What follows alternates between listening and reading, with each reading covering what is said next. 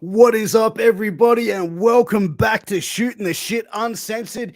It is me, your host, the dad bod god himself, the bald, the fucking beard, the beautiful. You know it, Piers Austin is in the house, and I have a very, very special guest for us tonight, Mr. JT Robinson. Before I bring JT out, I just want to take a quick second and a quick moment. First of all, we are brought to you by the MWA Podcast Network. You can find us absolutely everywhere on YouTube, Twitch. You can find us on all of your podcast platforms. And now you can also find us with our own website, mwapodcastnetwork.com. So make sure you go check out our website. You get all information about all our upcoming shows. Also links to all of our past shows, both audio and video. But guys, let's take a chance to thank some of our amazing sponsors. Now, guys, first up is healthvape.com. Now, guys, if you're a smoker, you're one of those nasty, disgusting motherfuckers that walk around with those cancer sticks, or even worse, you're like me, you're one of these vaporizing people that make big noises and chuck clouds out.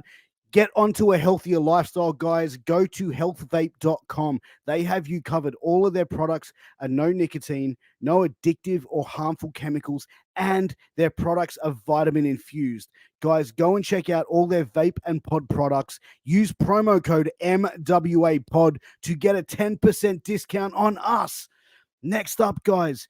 Now, listen, if you're an athlete or someone you know is an athlete, you need to check out sleefs.com. That's SLEEFS, sleefs.com. They have armbands, compression pants, compression shorts, boots, headbands, mouth guards. Guys, they have everything that you will need from tape to, that other sort of Kinsley tape, whatever it's called, I don't know. But guys, they've even got dirty boxes. They shipped me out a box of these dirty boxes, guys. And I have to say, they are the most comfortable boxes that I own, hands down. I'm an active guy. I'm a father of 3. I'm running around all day. They stay fresh. They stay dry. And guys, come on. They've got cool designs on the front. So they're going to keep that special person in your life very, very entertained when it comes down for the nighttime fun, guys. But also, guys, I have to take a quick second as well. We have some amazing shows happening on the MWA Podcast Network. You can tune in tomorrow for the Funkin' Kingpin Show, which is hosted by Alan Kiwi Funk, former WCW and TNA star, and also co-hosted by ECW Original, the leader of the Baldies, the Kingpin, Angel Medina, and with their producer, intern Brad. It's always a fun show, always entertaining, so make sure you check it out. And then, guys, on Saturday morning at 10 a.m. Australian time, Friday night at 8 p.m. or no, it's 11 a.m. Australian time, I should say, because of daylight savings. We've also got Killing the Business with former ECW Original, the Kingpin Angel. We've got King Mega there and the Burger King, Glenn Sexton. You can also check out Get Funked, hosted by Alan Kiwi Funk. He's had on some amazing guests, guys. If you're an old school wrestling fan and a WCW wrestling fan, he's had on some past guests like Reno, who you don't really see that all that often of. Also, Elix Skipper. And guys, he's got a lot of amazing guests coming up. So make sure you check out Get Funked. Also, check out Knights of the Gimmick Table, hosted by the Dead Presidents, Boogaloo and Lowrider. These guys are tag team indie wrestling legends. They've been up and down all of the United States. They are held in a very high regard. And guys, they're bringing on guests every single week that they've gone up and down the roads with, telling amazing stories about their careers. Some stuff I've had to say, hey, just make sure you don't go down that road, because it can get a little bit wild and crazy in the world of pro wrestling. But amazing shows, guys. Check out Wrestling with Sport. Check out the NXT Roundup. Guys, we got you covered for every single show, type of wrestling media that you want. We are your one-stop shop. So make sure you subscribe, like, share, all of that amazing stuff. But guys, tonight, my guest of the hour, my guest of the evening, he is a producer, he is a coach, he is a ring announcer, he is a commentator, he is a retired professional wrestler. He's JT Robinson, and I'm going to bring him out right now. JT, thank you for being on the show tonight and allow me to get through the plugs at the beginning. No worries. Thanks for inviting me on. I'm looking forward to it. Mate, it's an absolute pleasure to have you on. I've been wanting to have you on for a while. Getting into, we're just talking before the podcast really started, how we've just, we're in Sydney. We've just come out of, pretty much the longest lockdown period that we've probably ever seen in our lifetime, or will ever see in any other lifetime. As a coach, how is it for you to be like, obviously we all have off days as a person. We all have those days where we're, feeling a little bit, not feeling it.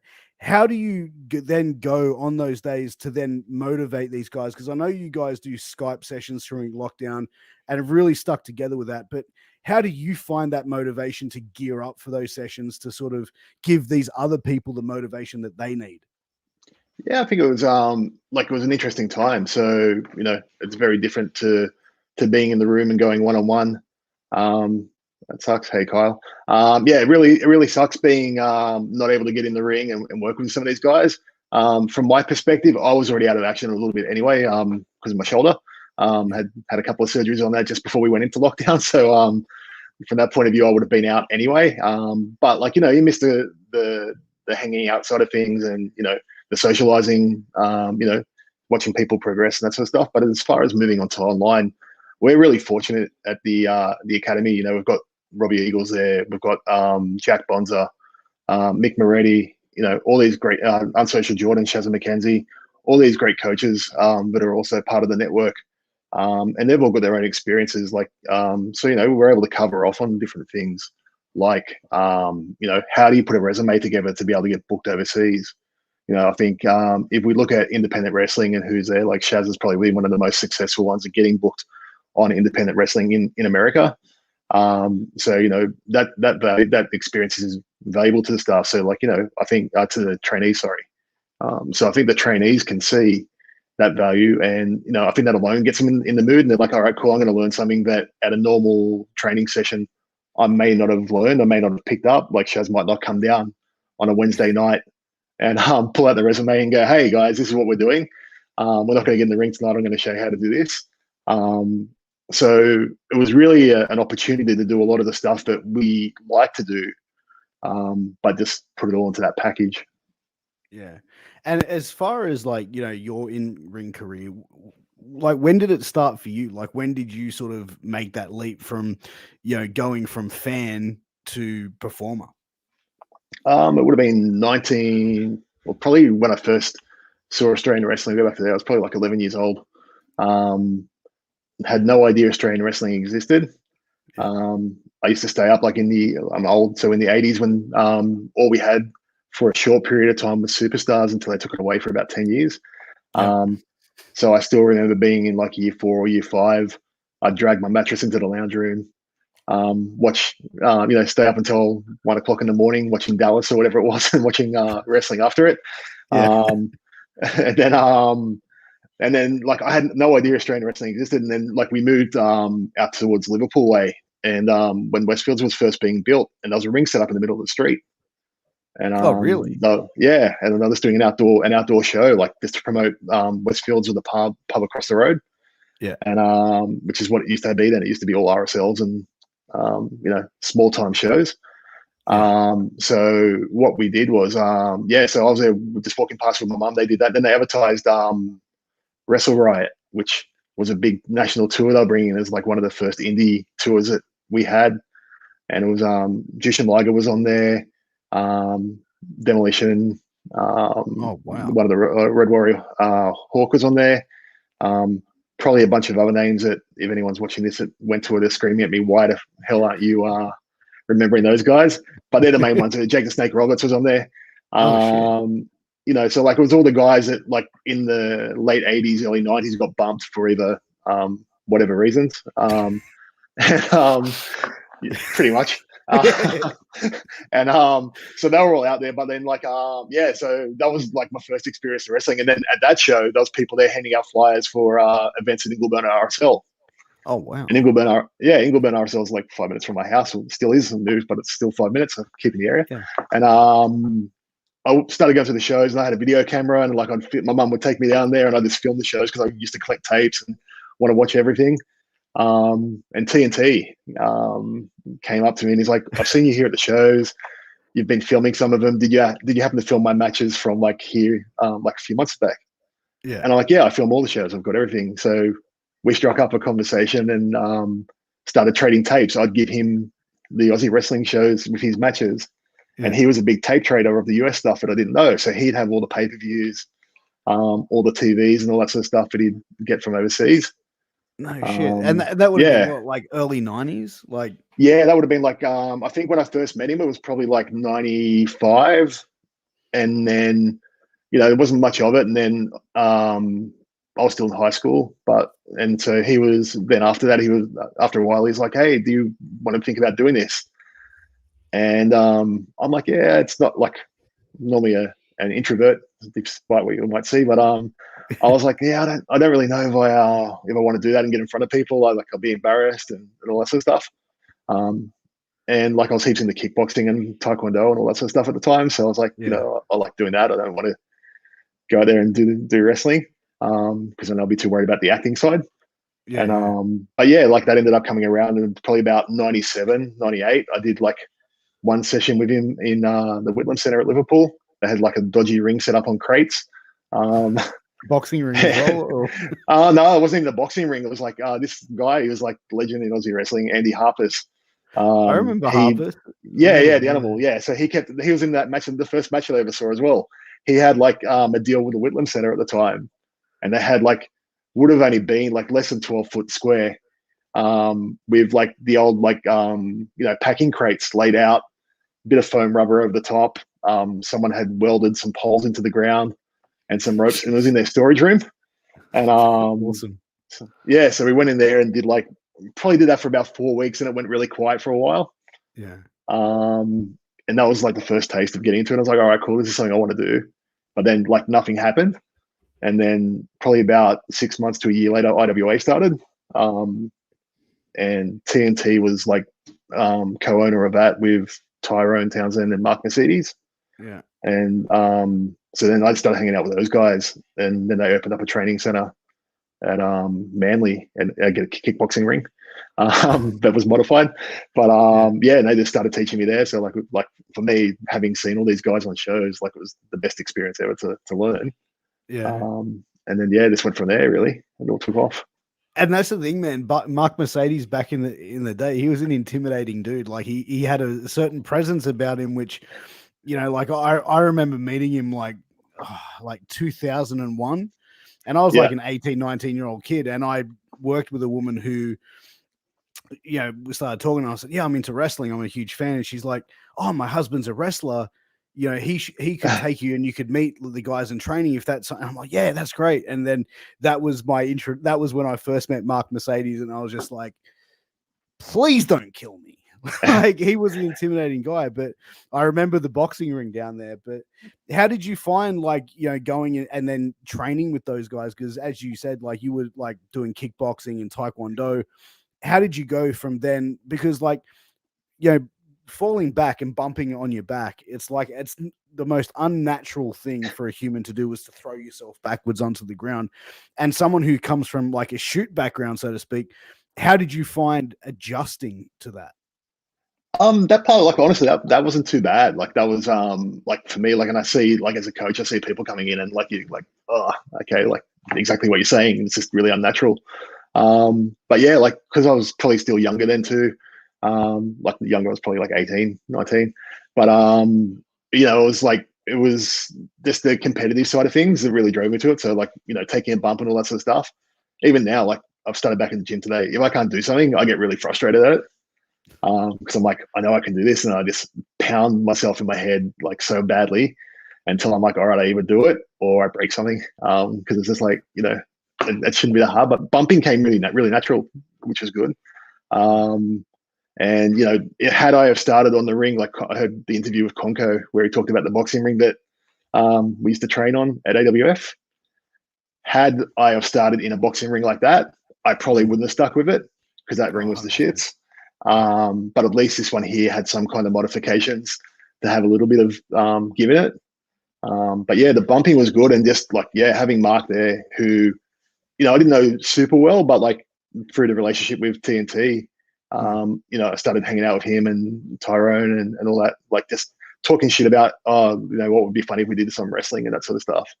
And so having him as a coach, having known that, you know, he'd been to WCW by that point. Greg Stecker was another guy that was there. Greg Smith. You know, he'd traveled overseas a fair bit. He'd done Pancrase by that point, I think. And, you know, like obviously seeing TNT at the shows for, you know, a number of years, compared to the other guys that were there, he was definitely, like, in my opinion, definitely a step above those guys that were there. But it was, you know, he was working new style as well. Like the other guys were still working the same style from the 80s and the 70s, which looking back on, you know, I used to laugh at, but, like, you know, it was smart. They could get away and do that sort of stuff and get the same reaction. But you had TNT. Also safe as well, right? Yeah. And then you had TNT, and he was like one of the first guys to come in and start doing moonsaults. You know, he watched a lot of Japanese stuff, so he started incorporating a lot of that into his moves. And some of the old guys weren't too keen on it, but like, yeah, like it was a different style. So having those guys as your coaches and knowing like what their background was and what they did, like, you know, I really like business side of things and history and that sort of stuff. So knowing where they'd been, like, it was really cool to have them then now teaching me. Greg, what was the other guy? Stephen Swan was another guy that was training there as well, who also done a fair bit of stuff. I haven't heard in ages, man. Yeah, so like, you know, it was like, well, all these guys that for their time were probably like the best around. Vulcan as well. You know, so all those kind of guys were around at the time. Probably mean nothing to a lot of people now, but at the time to me, you know, it meant a lot. But, you know, I had these guys teaching me and to be able to pick their brain and learn from.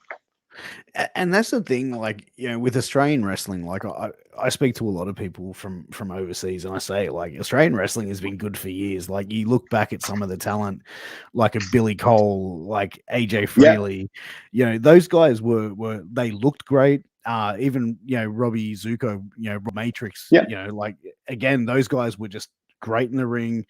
Looked like performers, looked like wrestlers, didn't sort of look like guys coming out in tracksuit pants and a lucha mask, you know, like they looked the part and they could work too. Yeah, and definitely that was like the big difference. Like I know, you know, Bonza talks about it when he came to AWF. I think him and J-Law were the first guys to put on, you know, proper trunks and tights. You know, like I was wearing garbage bag, like PVC sort of stuff at the time, I think. Or I was wearing, like, fortunately I got an inside source that makes outfits. My wife and the family used to make costumes for Rocker Stedford, so like I get some pretty cool gear. But like, yeah, like you said, like there'd be guys that would be coming out, like Q, for example, and is the better one. I'm not rubbishing him, but like when his first ever appearance, Massive Q, you got this big guy, you know, 6'8", whatever he is, you know, really, really big, massive shadow. His first appearance on the show, he came out wearing, you know, Bond shorts and a Bond shirt. It's like, Perfect. It's what we did. Yeah, but it's just what we did then, right? Like it's like, you know, but like you had Billy Cole and AJ and all that sort of stuff. Like the guys that really invested in their gear and in their look stood out from everyone else. Yeah. Oh, 100%. And it's like, because around that time as well, like I can remember, like, yeah, the late 90s, early 2000 time period, whereas like indie wrestling started to have a boom, but also like the backyard wrestling, where it's like everyone was getting into, you know what I mean? Like everyone was a fan of wrestling. Everyone enjoyed certain aspect of it. Like, you know, the DX suck it thing was like almost used, you know, in pop culture for the longest time as well. So, but like I remember seeing like some of the shows I went to in the early 2000s where it's like guys that just were like, wow, this is interesting. And then you see guys that were like really invested in it, look absolutely spot on and steal the show as they should have. Definitely. Like there were some good guys there. Like, you know, like I'm still really good friends with most of the crew that I had there. You know, Il Cognito as one, Mark Hilton, Scotty Club, and you know, all those guys there that were still around, like Billy Fly Swat. That was towards like the later part of the early 2000s, but like they were there. But yeah, like it was just a fun time. Like, you know, you'd come in there and show off what it was, and it just took it to a different, not to a different, I wouldn't say a different level, but it took it in a different direction.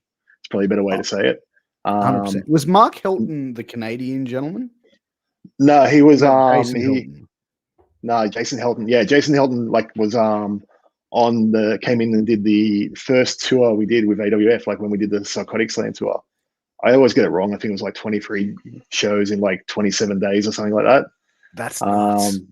Yeah, and like it was the first time like we'd ever done anything like that. We started and the logistics on it. I think we did Sydney, Melbourne, Newcastle, or the other way around, and then we went back up to Queensland and worked our way down the east coast, all the way back down to Ballarat.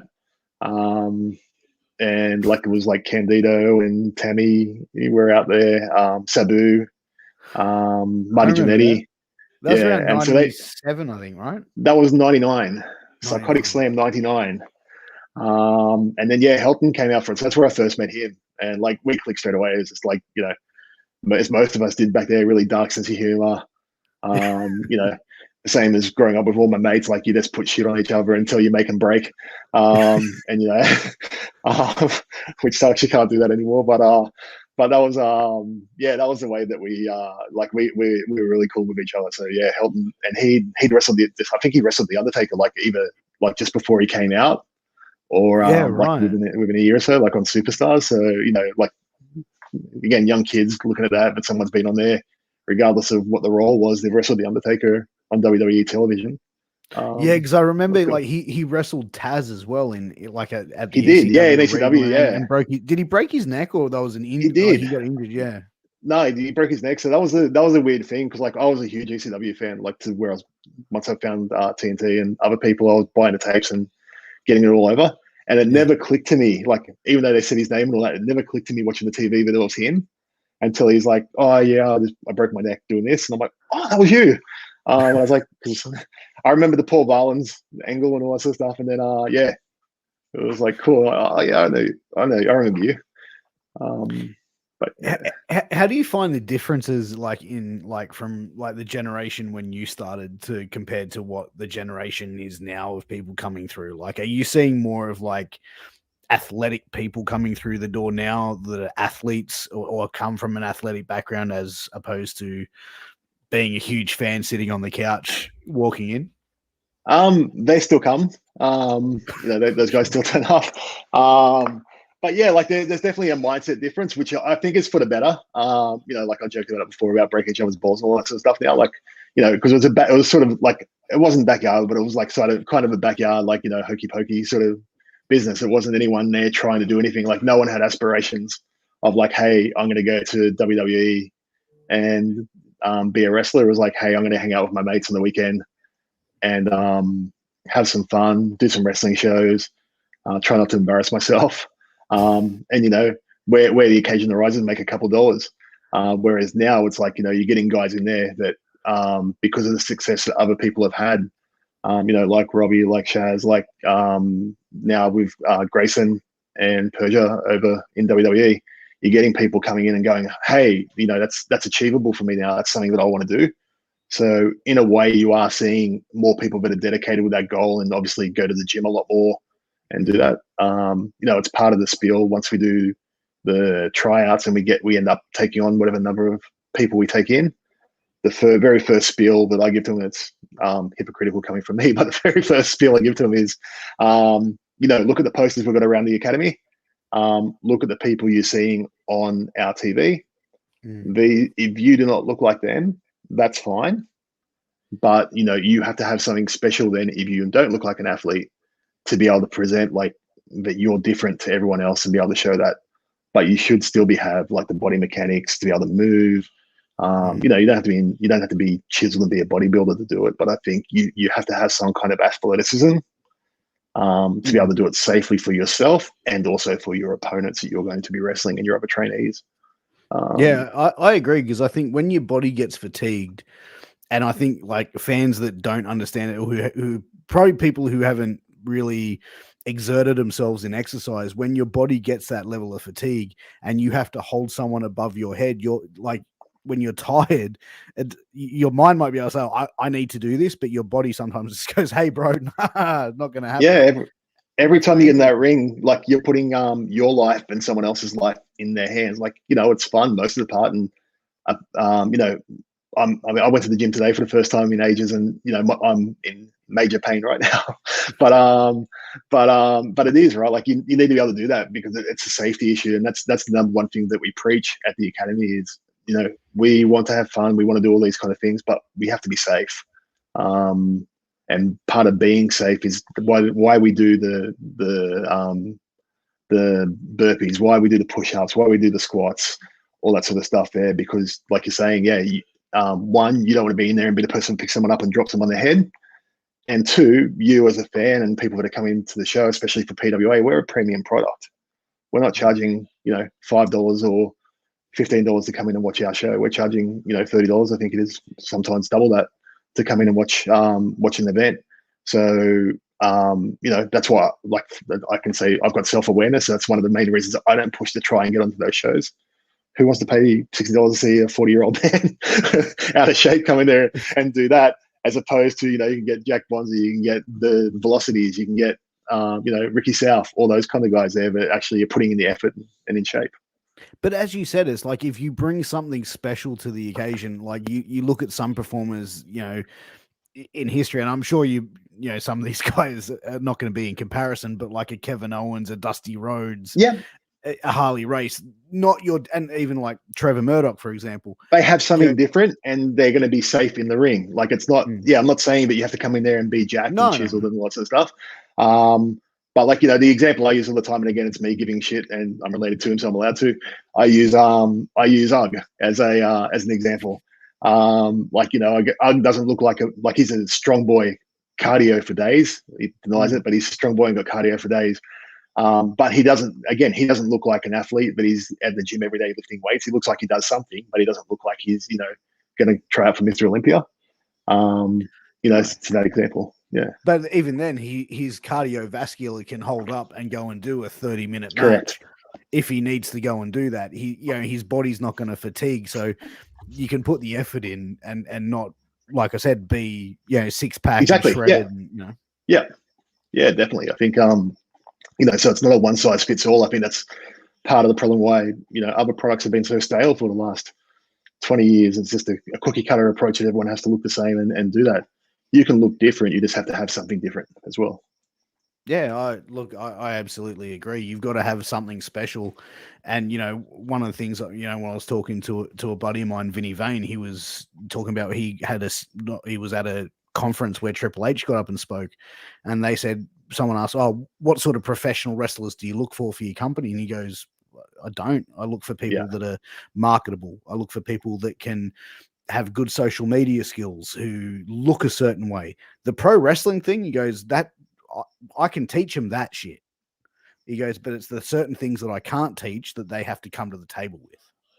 Yeah, like definitely that all helps. Like, the reason I've been around for so long is I preach to the guys, but I'm a cockroach. Like I've learnt every single role there is to do with wrestling. Like I've tried to make sure that I've got across it. So, if someone doesn't turn up or if something just needs to be done, I'm able to jump up and step in and do that role. That all makes a difference as well. And yeah, like if you can market yourself, that's going to make you more valuable to someone else. If you can, it's just all little different things. There's not one answer as to what makes it, but definitely compared to 20 years ago, it's compared to now, everyone's got different goals now than what they had back then. And it's good to see that most of these guys are coming through and achieving it. So, you mentioned, you've learned a variety of different roles in the professional wrestling business. What's been the one that you enjoy the most? Besides the in-ring aspect, because I'm assuming that would have been the first thing that came to mind. Yeah, like that's fun. And like honestly, like it's interesting because with changes and everything, I've been doing the ring announcing for probably the last 2 years now. It's not something that I feel that I'm great at. But I'm just I actually like the other role that I do, which is making sure things are together, helping out with the admin side of things and logistics, making sure guys are ready for their spots, making sure there's nothing that's going to screw up on, on the live stream, working with Jackson, Ben, just to make sure that, everything's the way it should be, and getting that happening. That actually is enjoyable to me. Like, some people are like, "Oh, why would you want to do that?" Like, high stress. Yeah, like I like it. I like stress. I like the pressure of being able to do it, and then at the end of the night, going, "Okay, cool. Look what we did." I can't go in the ring anymore, but being able to do that means that the other guys can do it. Because obviously, not obviously, but when I started out, everyone on the ring was doing different. Everyone who was wrestling in the ring was also doing 100 things before the show, so no one was really getting a chance to focus on their matches. So you'd begin there, and it used to be crazy logistics wise. Like I think they used to have the guys pick up the truck and the ring at like before 9 o'clock in the morning, and they'd load the ring on it, before then, turn up to the venue about 9 o'clock. The venue doesn't open until like 11, so I still to this day have no idea why they used to do it this way. They'd sit out, try and load the ring in and have it set up at 1 o'clock, and then be like, "Oh, guys can go get the lunch," but guys wouldn't go get the lunch; they just jump in the ring. And then running around trying to set things up and do all this sort of stuff until the doors open to the crowd at like 7 o'clock. So just improve. I like process improvement as well. So just doing that stuff there now to where like, guys, sleep in. Like, let's just wait until 12 o'clock, 1 o'clock. We'll get what we need to do, finish our training sessions or whatever we're doing. Rock up to the venue at 3 o'clock. We've got time to get it all done. Just things like that. Just using some of that experience, like cutting out waste is probably. I'm very lean, processed minded. I've seen you at shows, and you do seem to sort of have your hands in a lot of different pies. Like I've seen and observed you, like you're talking to this person, getting this sort of. Do you ever find yourself getting overwhelmed in that position? Because like being live on Fight TV, pay-per-view, and stuff like that, it's a high pressure situation. How do you stop yourself from getting too worked up in that spot? It's hard. Like we've got a great team. So we've really instilled that kind of stuff in over the last few years at the academy. Like I used to have to worry about getting the ring set up. Now I've unloaded that to someone else. Now they look after the ring crew. So I'm very good at delegating. So having the good crew there is a start. When I'm ring announcing, it's a bit more of a challenge because obviously not only do I have to, and anyone who's been to the shows, there's a drinking game, I think, wherever I fuck up, you have a drink. And there's been some pretty drunk people there.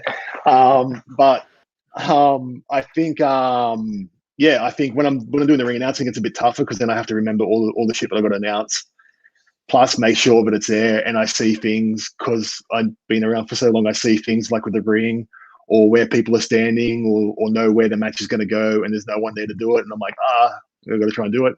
And push messages through to people without me running around, because obviously if I'm announcing, I shouldn't be running around everywhere. But having a good team, I think, is the main thing. And as I said, I thrive on pressure and stress.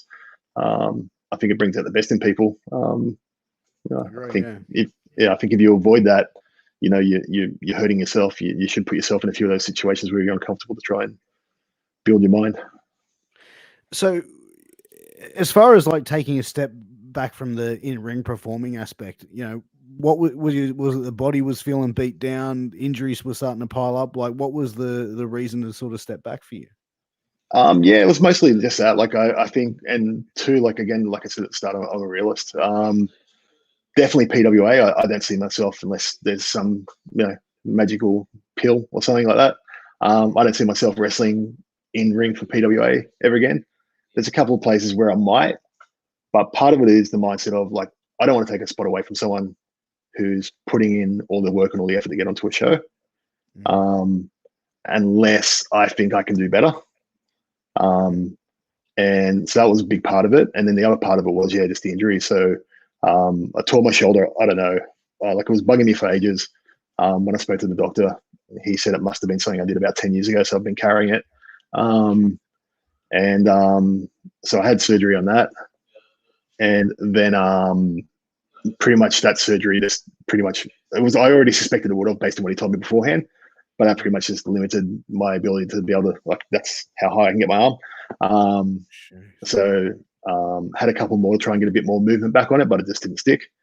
So now I'm just trying another approach of just smashing it and being a meathead for the next 6 to 12 months, and see whether just get some strength back into it and see whether that makes any difference and helps out. But yeah, so that's pretty much limited some of the stuff I could do. Like, I could honestly go in there. I think, like, I look at some of the shows that I watch and I'm like, all right, cool, I can get in there and do that sort of stuff and have a fairly decent match with these people. So if I do ever get back in the ring, we'll be very selective on who that was with. But yeah, like I think my body's a shot, and I know how hard the work is, which I'm going to attempt, but I know how much the hard work is to actually get back into shape and be able to do all that sort of stuff to the level that I'd like to do it at. 100%. And how did you how was the adjustment period of going from wrestling every week, every month, to then not being in the ring? Like, did it mentally fuck with you at all? Not really, because like I knew it was time, Yeah. and that I'd already started transitioning out. Like, so I think the last show, we did an angle in Newcastle for UE Pro, and like I put UE Pro up there with PWA as far as like one of the top companies. We've got in New South Wales. So we did the angle there where like it ended up in being my retirement, and I knew I wasn't going to be done there because I had a match booked the next night after I lost a retirement match. Working the gimmick, brother. Yeah, but and that was on a show where I think if they were still operating, I think that if they were still operating, I think I would have been fine wrestling there, and being able to have matches with some of the guys, and just what I really want to do is, if I do come back, is rotate in some of the students, and wrestle some of them in front of a live crowd, not just at the academy. And I get people like that I didn't get a chance to work with that are on the roster now, but keep saying all the time, you got to come back and have a match with me and all this sort of stuff. But it's also my style. Do you have that desire though? Like, do you sit there and like see a really good show or watch a really good match of some of your friends and just go, fuck? I just occasionally it's normally not the good matches, it's normally the bad ones. Really? But it's normally them, and I'm like, oh man, maybe I could do better than that. But like like I said, it would have to be the right time, and the right match and the right opponent, and I'd have to put the work into. That's the biggest part. Like, if it's on a I feel bad calling it a B show, but if it's on a B show where I know it's not going to be that big of a deal, it's not going to be a huge hugely supported event. We'll put it that way. I can go out there and quietly have a match and be really competitive with everyone else in the show. Then that kind of thing sort of appeals to me from time to time. I'm like, all right, cool. If I can get in shape, maybe that's something I want to do. But yeah, if it's, I'm realistic about what I can and can't do. Yeah. Who would be some of the people that you would want to get in there and have a match with? Up and coming or veterans? Definitely, some of the trainees and the green dingoes that have come through. I've trained them since day one, so it'd be great to get in there and have a match with those guys. Jess comes up to me all the time and says she wants to wrestle me, so that'll be cool. But it's the perfect gimmick for her too. She can really take my arm. But definitely, like Ricky for sure would be someone that I'd be heaps keen. Like, he wrestled in my very last match. It was like just a 5-way fuck about it wrestling go. Yeah. Which but like he's always been really good to me. Like, him and like just the younger guys there, like they're the guys that I'd love to have some matches with. Like, your Carter Deans. I wrestled Rig fortunately on my way out at Newey. But just wrestling some of those guys, and again, on the smaller shows you can have some more fun and do some more stuff. One of my really favorite matches, like before I hung it up, was against Tyler Payne or Snapchat. He made me look like $1 million, right? Like, it was just a really fun match, and like, just the greatest hits. And yeah, it was a lot of fun. So they're the kind of matches that I could be swayed to come back. But if it happens, it happens. I'm getting older every year, so it's not something that's I have to do. It's something, if the right thing comes around, then I might do it. How do you find doing the commentary and the ring announcing? Because I know like the green label shows you're on the commentary table, and on the black label shows you're doing the ring announcing. Is it a different type of pressure for you, like going out there being like performing in the ring to announcing and commentating? Definitely. Because like I said before, like, I don't think I'm great at the ring announcing. I think I just got it by default, because I don't think I'm shit at it, but I don't think I'm not Diego level. And PJ, who we had for a while, like, he was a professional announcer, works for I think he works for Fox Sports. And Diego, obviously years of acting experience and being in front of crowds, like talking. So I just came in to fill the gap, and it was only supposed to be a short period of time, and it's turned out to be what it's been. Like it's fun, I enjoy it, but yeah, like I look at it from the product point of view. PWA, again, we're a premium product, so we should have a premium ring announcer in there, and I think keep your eyes out. But yeah, so I think that's cool. And then the ring announcing stuff was just me wanting to learn. So the announcing at the academy shows. Again, I don't think I'm great at it. I think same with these things here. Some people are probably losing their mind about this, but I think when I'm on, I can be on.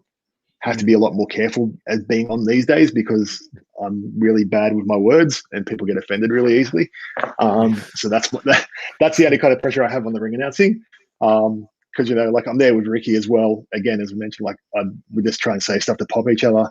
Not when we're doing it on the ring announcing, because that we try to be somewhat level of professional. But when we talk to each other, normally we just try to pop each other by trying to say stuff to each other, make each other laugh. And I've got to be super careful, but I don't try and do that during live commentary on Fight TV, because I'm sure I'll end up hearing about it and being a lot of trouble. But that's the thing, coming from the generation that like you were in, like of the older generation of wrestling, to what, like, you know what I mean? Like we look at the 90s, where the 90s was kind of like the Wild West for a lot of reasons. And now, like obviously in 2021, it's a completely different time frame. How does someone like you, who's been in the business for as long as you have, comes from that generation, do you find yourself sometimes having to sort of, oh no, I can't say that?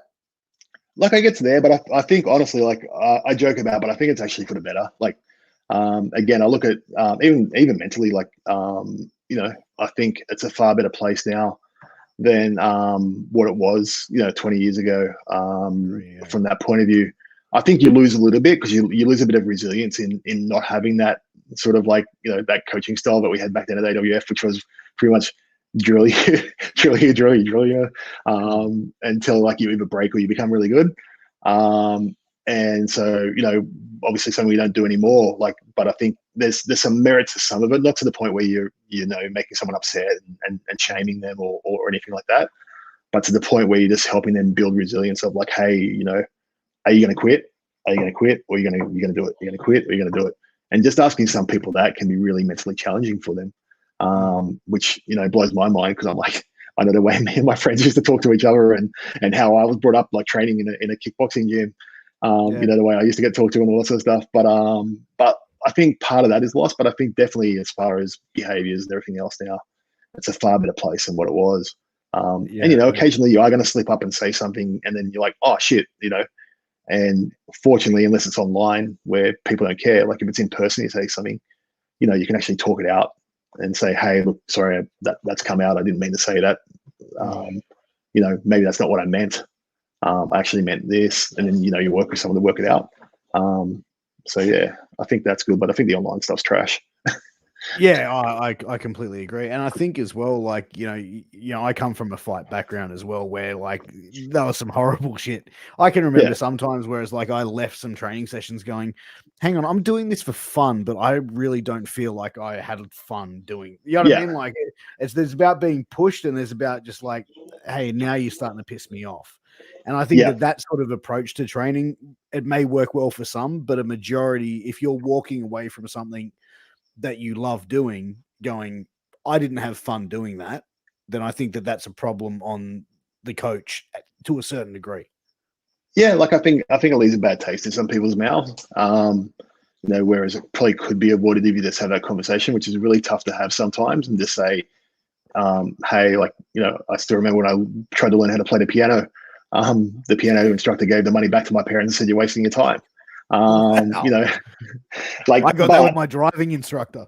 Yeah, but like that's the thing, right? Like I think if people were willing to have those conversations and people were prepared not to, like, obviously going to be upset, but were prepared to listen to that and understand the reasoning why they're saying that to you, that's good. But yeah, if you go in there and you just absolutely drill someone just to be mean, and then it's not there, but like it's not right. But I think, like I said, I think that's the positive that's come around it. Like I'm definitely not the same person I was 20 years ago. No, none of us are. And not as a coach, not as a person, and I'm glad about that. But that's just life. You got to move on and adjust, and if you don't, you get left behind. Yeah, 100%. And we've seen that happen, from people around the world in wrestling that have just been left behind after last year, and I think that, there's always a right way to speak to someone, and you can give constructive criticism, and you can give someone feedback without being, hurtful or, vindictive or evil, to they're going to walk away and feel less than, Yeah, definitely. I think, and that's, like I can't put my hand on my heart and say I've never done that to someone. But like you learn from those experiences as well. I'm like, okay, cool. Was that the right way to deal with that? Maybe this would be a better way. And that's where I've got to the philosophy now in my head of like, okay, cool. If that situation comes up now, I can handle it better and do that. Like when you're talking to your trainees and all that sort of stuff, and you learn to adjust. Being around wrestling, used to be a bartender as well, around different people. You learn to learn people's like, where they're coming from and that sort of stuff, so you can relate better, and then you adjust your communication to go and deal with it in that way, which I think is good. What's the most challenging thing for you as a coach? Because I think like when you're coaching someone something, especially from a physical aspect or a sporting aspect, and it's kind of like, wrestling, boxing, stuff like that, with certain stance, footwork, all these things are important that go into the finished product. How do you find the patience where someone who just isn't getting it repetitively? Do you ever find yourself getting frustrated? And if you do, how do you hold yourself back from that? Yeah, like you everyone's gonna get that. If anyone says they're not getting that, then they're lying. Like, but you're not frustrated because they're not doing it right. You're frustrated because you can't, again, communication. You can't communicate to that person what it is that they're doing that you're looking for to try and get them to achieve. And there's no point getting angry about it or anything like that. Like, I think, it's just about now, like really just, if someone's doing something and making that same mistake and you've explained it every way you can, you've tried to get other people to help explain why that's not working, then asking them to take a break. Let's take a break and let's come back to it and let's try and get it again later. Let's not just keep trying to do it and you're going to continue to make the same mistake because you're not understanding. Let's watch it again and then try it again. But yeah, it's really just experience, I think. Besides doing wrestling coaching, I used to coach boxing and taekwondo for that too. Like, when we were doing it when I was younger, before I even got into wrestling. So, you just build up the same as doing weights and everything else. You just build up the reps and get used to it. And go from there. Oh, 100%. And, it's a one way to approach it as well. Hey, let's step back. Let's come back to it. We're talking about, sometimes you have people come in that might not have the physical aspect down or might not have the conditioning down in coming into pro wrestling. Do those guys ever succeed? Have you seen guys that push themselves mentally and go, no, fuck this, I'm going to keep pushing it? It is probably the biggest joy to me when I see someone, like, again, having done it for a while, can generally get a gist, even at the tryouts these days, and get a gist of, all right, this one's going to be someone who can do something, and this one's probably going to got money and going to pay to continue training if we pass them and not go anywhere, but just keep paying week after week. But like and then others like that, but it's like, this person is totally crap. To lack of a better word, again, uneducated. So I'm not saying a person is crap. But like, yeah, there's crap at doing it. So finding that level there where I can go to them and say, hey, maybe this isn't for you. And those people there probably won't get through the tryout if like there's a consensus among the coaches that, there's nothing there. But if they do get through and, like the example we used before, they're struggling and struggling and struggling, there's nothing that makes me happier that when that switch finally clicks and they go forward and then, become something and build something out of that. I won't drop names, but there's someone now on the main roster who like, fought for ages, like, man, like it's just not getting anywhere. It's like not progressing. It's not getting there. And they're now one of my favorite characters on the show. So had they have given up, then, we wouldn't see them, but like, they're mentally tough, knew what they wanted to do and have done it. So, that's good. That makes me happier than someone who comes in as a natural. We coach them up and they do really well. Yeah, so someone like just walks in and just like does a perfect bump and does a perfect sloop. Yeah, all the things just get straight away. It's like those are the people you look at and you just go, you motherfucker. Yeah. Like they're the easy ones to coach most of the time. It's the and that's the thing again, because I like a challenge. The ones that aren't so great are the ones that I probably fight for the most, and want to succeed the most.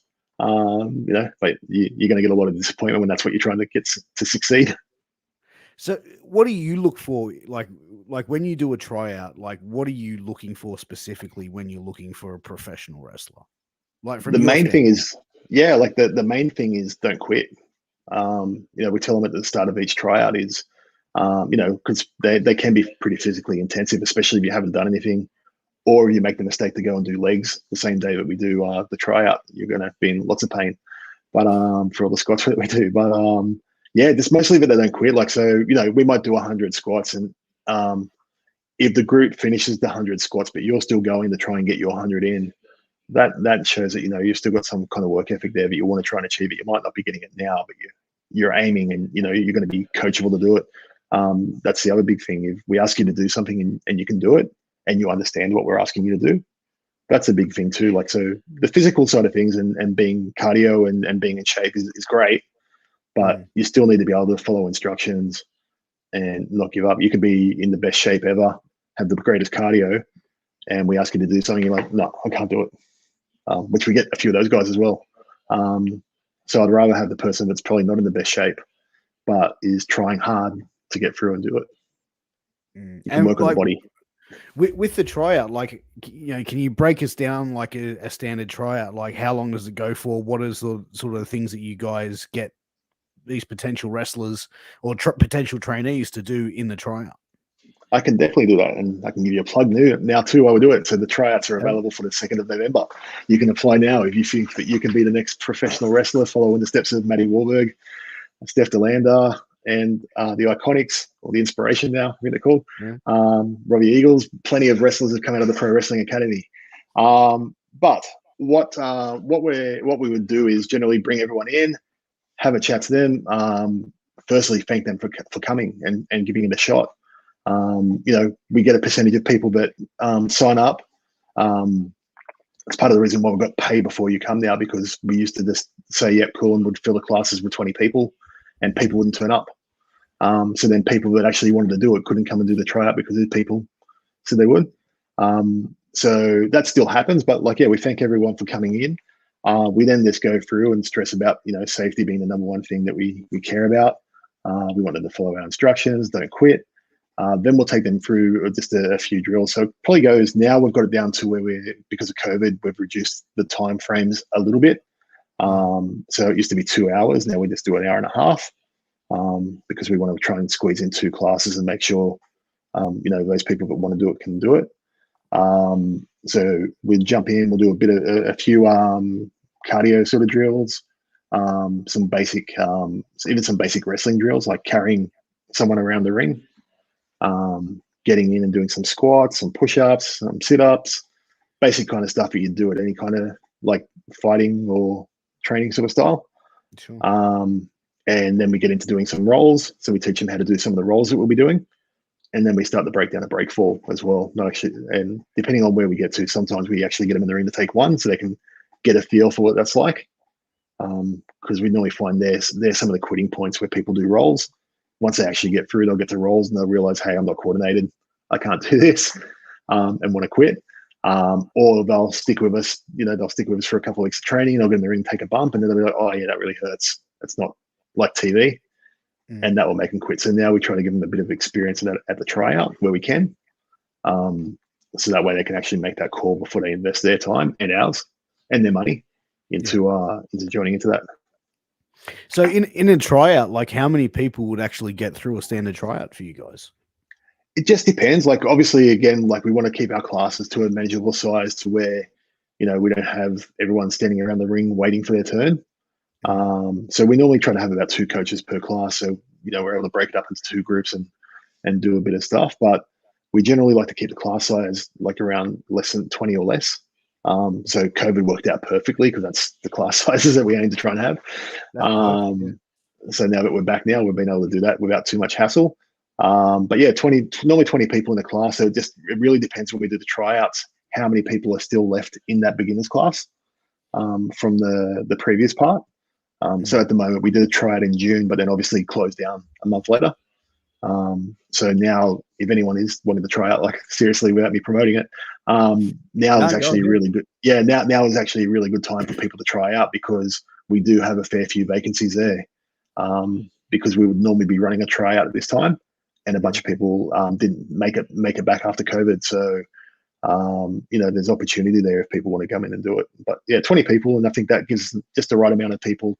By the time we finish, we'll probably end up with maybe 4 or 5 of those people will go through to the next level, and then the others will stick around and repeat the class. And some of those will stay on and do it multiple times before they get through, and others will realize after not getting through the first time, but hey, maybe this isn't for me. I'm not going to get there. But do you ever have people that come down with that have and train there that go, you know what, like I don't want to wrestle on shows, but I really enjoy the training aspect of it? We used to get that a lot, but I think part of the challenge has been with us growing. Like we used to get that all the time. We still get emails from people saying, hey, I want to be a manager, or I want to come down and help out, set up the ring and do all that sort of stuff. Because I know some other companies put out in their mail outs, come help us set up and all that sort of stuff. One of the benefits of us and our growth that we've had, like you've been to the academy, I think it's a world class training center compared to the others that I've seen around the place. Like we've been able to grow to a level now to where we've got enough guys to be able to do all that sort of stuff. And we want to make sure that those guys are getting the attention.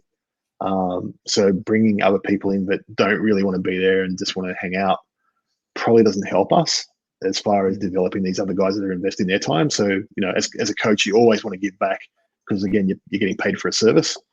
So you want to try and make sure that you're giving the students that are paying for that service a time, and really realistically, the ones that want to achieve and get on shows and do that, they should be our focus on what we want to do. 100%. I mean, the shows are the main promotional part of your product, really. Like I think if we if we were struggling for students and we didn't have over 100 people training at the school and we had like 10, then I'd be going, yeah, come on guys, you guys can all come down and train. Bring in a friend. You can definitely help set up the ring, because we don't want to do it. But like we've got a good crew there that and it's a credit to the organization with Madison and the others that have kept it running. Like I've seen year over year where there's just a cycle where a company they'll start doing really well, people will get disgruntled, they'll go split off and start their own company, and then the cycle just continues and continues. The fact that we've got over 100 people still on our books coming in and training, and to some level being on shows, just shows what a community that it's been built there, where people feel comfortable training and doing all that sort of stuff, which is great.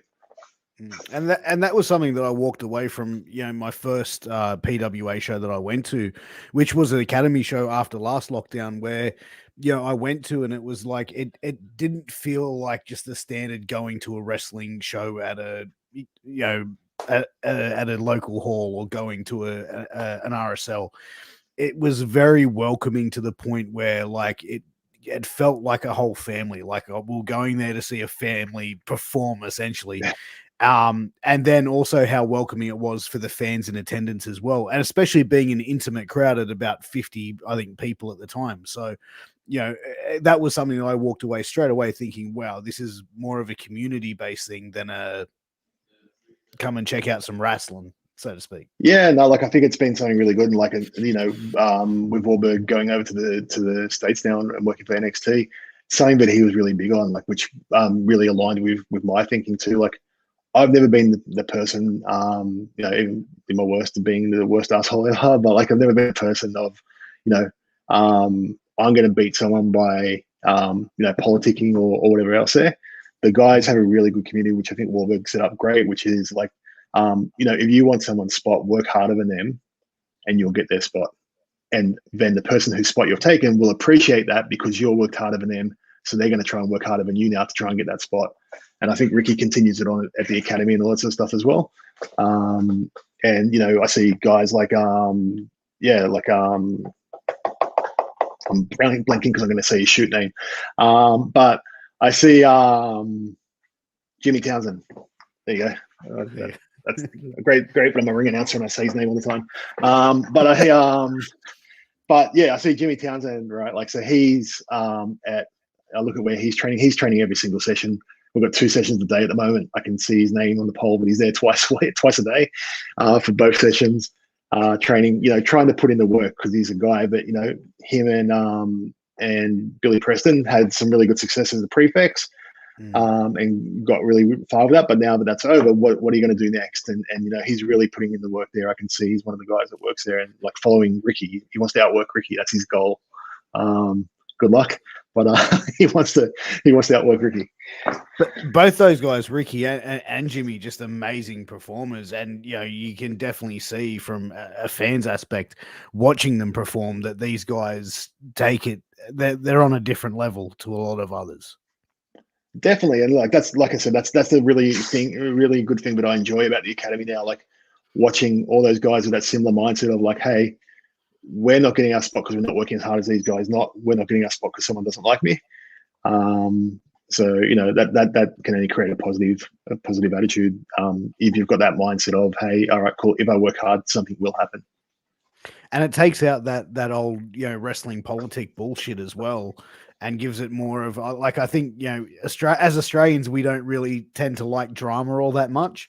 And I look at how the Australian wrestling scene is, especially I'll say the PWA wrestling scene is like, you don't get that feel of drama or tension or like someone trying to sort of fuck over someone else to get their spot or to get an opportunity. I think so. Like, I think it's like, again, working in other places and probably being part of it myself in other places, like you don't really see the major cliques. Like there's always going to be someone, a group of friends. And the way I explain it to people that are looking in on it is, if you go to work and you're with someone 5 days a week, you're probably going to have a better relationship with that person as someone you might see once a month or once a week. So that's always going to exist. But I think, no one's being locked out of an opportunity because they're not one of the cool kids or whatever. Like, all those guys are half my age and they still tolerate me. So hey man, me too. I'm nearly 40, bro, and I have them on my show every week. So we must be doing something right. So I think everyone's just trying to get the same outcome, which is let's produce the best product we can that people want to come and see, and let's make it bigger so we can get more shows and more people can be featured. Yeah, and it's quite the way to sort of approach it because it's more of like the us mentality than me. Yeah, definitely. And like, we're pretty good at stomping that out if that comes up, and it rarely does really, because like, again, everyone wants to get the same goal of let's create something. And I think like if you look at wrestling where it's at the moment, it's there. Like, had the same conversation with someone before AEW started when they were out here. There was something in the air prior to the pandemic where it looked like, there was something happening. Like New Japan was hot, top indies were really hot. Fortunately it's bouncing back and it's still there. But like there's something there at the moment where I think even in Australian wrestling where, it's either going to make it or break it. We're either going to, in the next 12 months, we're either going to hit something and do something really well that's going to take us to that next level, or potentially we're going to go back, to where we were. Everyone has that goal that they want to try and achieve in the next 12 months to make it bigger. Yeah, I mean, it's definitely something that's on the horizons, like being, from PWA standpoint, seeing them on Channel 9 with Beauty and the Geek, and seeing opportunities like that. Like I remember someone telling me like a rumor going PWA is signed a deal with Channel 9. They're going to be on, and I actually said that to, I think I said that to Moretti, or I said it to Moretti and Bonzer, and both, and Moretti was like, I fucking love when people say that shit because they don't know nothing. Oh, that's why like we were giggling when they did the audience request. Because I've got the social media stuff there to have a look at. And they're just coming up and seeing everyone go, oh, PWA is going to be on Channel 9, and you can't help but laugh. But like, you can't also at the same time, because of the agreements, you can't come out and say, no, it's not, it's for this.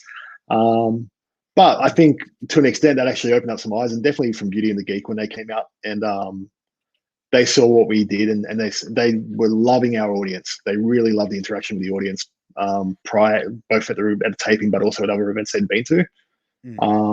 So, it can't hurt if you've got a positive experience like that. It can't hurt. So who knows, maybe one day we will, but Yeah, I can't break any news for you today that we're doing that. No, that's fine. But we are getting to that 1 hour mark. JT, Cool. it is time for 60 seconds with Piers. So we have warned JT, we've briefed JT. But guys, if you're watching this show or you're tuning in afterwards, how this is going to work, I'm going to fire a bunch of questions at JT. He has 60 seconds to answer as many as he can. JT, there is no right or wrong answers. This is all a personal preference type of thing. So when you're ready, let me know and we'll get the game started. All right, let's do it. This is how I get cancelled. Early bird or night owl? Both. What is the funniest thing to happen to you recently? Oh, geez. I've been locked in my house for 3 months, so nothing much really. I'll think of that one. Let's come back to that one. The ability to read minds or move things with your mind. What would you choose? I reckon I'm pretty good at reading minds, so probably moving things.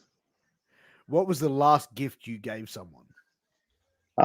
Sent it yesterday. Boating, camping, and fishing gift voucher. Name a gross meal combo that you like that no one else does. Tripe. If you were to come with a warning label, what would it say? Caution. Who would play you in a movie about yourself? Geez. Who